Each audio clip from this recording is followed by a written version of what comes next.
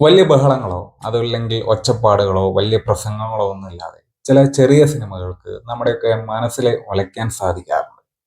അത്തരത്തിലുള്ള ഒരു സിനിമയാണ് നവാഗതനായിട്ടുള്ള ഫാസിൽ മുഹമ്മദ് സംവിധാനം ചെയ്തിട്ടുള്ള ഫെമിനിച്ചി ഫാത്തിമ എന്ന് പറഞ്ഞിട്ടുള്ള സിനിമ. ഫെമിനിച്ചി ഫാത്തിമ എന്ന് പറഞ്ഞ സിനിമ കാണുമ്പോൾ തന്നെ ആ ഒരു പേര്, ഫെമിനിസം എന്ന് പറയുന്ന ആശയത്തെ നമ്മളിലേക്ക് അടിച്ചേൽപ്പിക്കുന്ന തരത്തിലല്ല ഈ സിനിമ എടുത്തിരിക്കുന്നത്. ഇനി അതുമല്ലെങ്കിൽ ഏതെങ്കിലും ഒരു ഉപദേശ രൂപേണ നമ്മളെ മനസ്സിലാക്കി എടുപ്പിക്കുന്ന രീതിയിലുമല്ല. അതുമല്ലെങ്കിൽ ഏതെങ്കിലും ഒരു ആശയത്തെ വിഴുങ്ങാൻ രീതിയിലുള്ള ആ ഒരു ചിത്രീകരണവുമല്ല ഈ സിനിമയിൽ നടന്നിരിക്കുന്നത്. മറിച്ച് ആ ഒരു ഫെമിനിസം എന്ന് പറയുന്ന ആശയത്തെ നമ്മളെ മനസ്സിലാക്കി എടുക്കുന്നത് സ്വാഭാവികമായിട്ടുള്ള ഒരു ജീവിതാവസ്ഥയിലൂടെ ഈ സിനിമയിലെ കഥാപാത്രങ്ങൾ കടന്നു പോകുമ്പോഴാണ്. അപ്പം അത്തരം കഥാപാത്രങ്ങളുമായിട്ട് താതാത്മ്യം പ്രാപിക്കുമ്പോൾ പ്രേക്ഷകരും അറിയാതെ ഈ ഒരു സിനിമയുടെ ഭാഗമാകുന്നു, അത്തരം ഒരു ആശയത്തിന്റെ ഭാഗമായി ചിന്തിക്കുന്നു എന്നുള്ളതാണ്. ഈ സിനിമയെ സംബന്ധിച്ചിട്ട് ഇതിന്റെ ഒരു സ്ട്രോങ് ആയിട്ടുള്ള ഒരു ഏരിയ, അത് അത്രയും സ്ട്രോങ് ആണെങ്കിൽ പോലും അത് അത്രയും ലാളിത്യമായിട്ടാണ് ഈ സിനിമയിൽ അവതരിപ്പിച്ചിരിക്കുന്നത്. അത് ഇതിന്റെ കഥയാണ്. അപ്പൊ ഈ കഥ വെച്ച് നോക്കുകയാണെങ്കിൽ ഈ സിനിമയിലെ നായക കഥാപാത്രമായിട്ടുള്ള നമ്മുടെ ഫാത്തിമ ഒരു കിടക്ക വാങ്ങാനാണ് ആഗ്രഹിക്കുന്നത്. നമുക്കത് തോന്നാം വെറും ഒരു കിടക്കയല്ലേ, പക്ഷേ ഒരു യാഥാസ്ഥിക ചുറ്റുപാടിൽ നിന്ന് ചിന്തിക്കുമ്പോൾ, ഇപ്പോൾ ഫാത്തിമയുടെ ആ ഒരു ചുറ്റുപാടിൽ നമ്മൾ ചിന്തിച്ച് എടുക്കുകയാണെങ്കിൽ അവർ അനുഭവിക്കുന്ന അടുക്കളവാതിലിൽ മറിഞ്ഞിരിക്കുന്ന അവരുടെ വേദനകൾ, അല്ലെങ്കിൽ അവരുടെ ആ ഒരു പുരുഷാധിപത്യം വന്നു ചേരുമ്പോഴുള്ള അവരുടെ വേദനകൾ, ഇനി അതുമല്ലെങ്കിൽ അവർ ആഗ്രഹിക്കുന്ന തരത്തിലുള്ള ഒരു സ്ത്രീ ശാക്തീകരണം, ഇത്തരത്തിലുള്ള കാര്യങ്ങളെ വളരെ എന്താ പറയുക, സ്ട്രോങ് ആയിട്ടുള്ള ഇത്തരത്തിലുള്ള കാര്യങ്ങളെ ഒരു കിടക്ക വാങ്ങുക എന്നതിനെ ആ ഒരു ബിംബത്തെ വെച്ചുകൊണ്ട് വളരെ മനോഹരമായിട്ട് ഈ സിനിമയിൽ പറഞ്ഞു വെച്ചിട്ടുണ്ട്. അപ്പം നമ്മളിൽ ഈ സിനിമ ഈ രീതിയിലാണ് സംവദിക്കുന്നത്. ശരിക്കും ഈ സിനിമയുടെ തിരക്കഥയിലെ സംഭാഷണങ്ങളൊക്കെ എടുത്തു നോക്കുകയാണെങ്കിൽ ഇത് എഴുതിയ ആൾക്കാർ അവർ വളരെ ഷാർപ്പായിട്ട് തന്നെ എഴുതി വെച്ചിട്ടുണ്ട്. ഒരർത്ഥത്തിൽ ഗൗരവമായിട്ട് നമ്മളെ ചിരിപ്പിക്കുകയും അതേപോലെ തന്നെ ഉള്ളു തറയ്ക്കുന്ന രീതിയിൽ നമ്മളിലേക്ക് ചിന്തിപ്പിക്കുന്ന രീതിയിലുള്ള സംഭാഷണങ്ങളാണ് ഇതിൽ കൂടുതൽ. ക്ലൈമാക്സിനോടൊക്കെ അനുബന്ധിച്ചിട്ട് നോക്കുകയാണെങ്കിൽ ഒരു ഫിനിക്സ് പക്ഷിയെ പോലെ ഉയർത്തെഴുന്നേൽക്കുന്ന ഫാത്തിമയെ കാണുമ്പോൾ പ്രേക്ഷകർക്കും കുറച്ചൊക്കെ ഒരു സംതൃപ്തി നൽകുന്ന ഒരു സിനിമയാണ് ഫെമിനിച്ചി ഫാത്തിമ.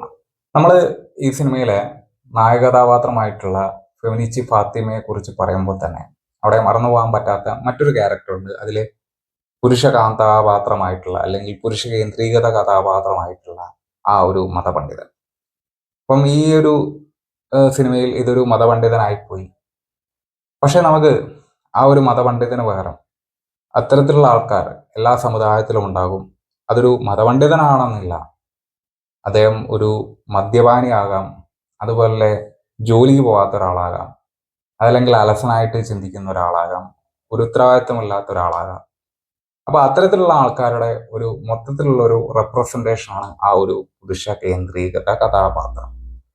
അപ്പൊ അത്തരത്തിലുള്ള ആൾക്കാർ വരുമ്പോൾ സമൂഹത്തിലെ സ്ത്രീകൾ അനുഭവിക്കുന്ന മാനസികമായിട്ടുള്ള കുറേയേറെ ബുദ്ധിമുട്ടുകൾ അത് നല്ല രീതിയിൽ തന്നെ ഈ സിനിമയിൽ അഡ്രസ്സ് ചെയ്ത് വെച്ചിരിക്കുന്നു. അതല്ലെങ്കിൽ ഇതിലെ തിരക്കഥാകൃത്തുക്കൾ അത് നല്ല രീതിയിൽ തന്നെ നമ്മളോട് ചർച്ച ചെയ്യപ്പെടേണ്ട ഒരു വിഷയമായിട്ട് ഈ സിനിമയിൽ എടുത്തു കാണിക്കുന്നു എന്നുള്ളതാണ് ഈ സിനിമയുടെ ഒരു പ്രധാനപ്പെട്ട ഒരു ഹൈലൈറ്റ് എന്ന് പറയുന്നത്.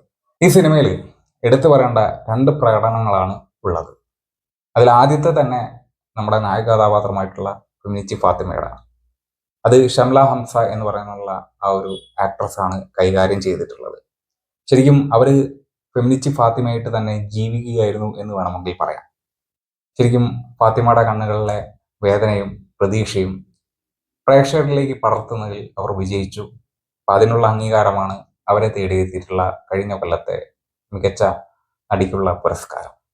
അതേപോലെ തന്നെ സുനിൽ കുമാർ എന്ന് പറഞ്ഞ ആ ഒരു നടൻ, ഫെമിനിച്ചി ഫാത്തിമയുടെ ഭർത്താവായിട്ട് ഇദ്ദേഹമാണ് ഈ സിനിമയിൽ അഭിനയിച്ചിട്ടുള്ളത്. ശരിക്കും അദ്ദേഹത്തിന്റെ ആ ഒരു സംഭാഷണങ്ങളും ആയങ്ങളും ആ ഒരു കഥാപാത്രത്തെ പൂർണ്ണമാക്കി നിർത്തുന്നുണ്ട്, നമുക്ക് കാണുമ്പോൾ തന്നെ മനസ്സിലാകുന്നതാണ്. ശരിക്കും ഫെമിനിസ്റ്റ് ഫാത്തിമ അതൊരു ഫെസ്റ്റിവൽ കാഴ്ചയായിട്ട് അങ്ങനെ കാണേണ്ട ഒരു സിനിമയേ അല്ല. തീർച്ചയായിട്ടും എല്ലാവരും കാണേണ്ട ഒരു സിനിമ തന്നെയാണ്.